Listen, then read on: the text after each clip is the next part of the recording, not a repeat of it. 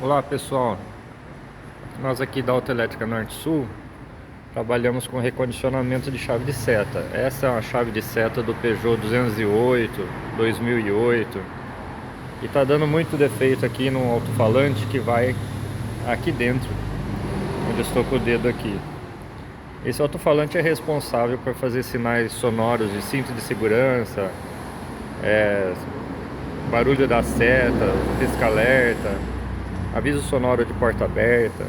E o alto-falante é esse aqui, ó. Essa pecinha vai aqui dentro e não existe para comprar uma alto-falante original. Mas nós aqui temos uma solução. Nós temos um outro tipo de alto-falante que dá para adaptar. Já fiz em alguns carros e ficou muito bom, ok? Se alguém se interessar, estamos aqui em Campinas, aqui na Avenida Júlio Prestes. Aqui está a avenida. Vou mostrar a fachada da Autoelétrica para vocês. Quem quiser nos procurar aqui, fazemos recondicionamento de chave de seta aqui em Campinas.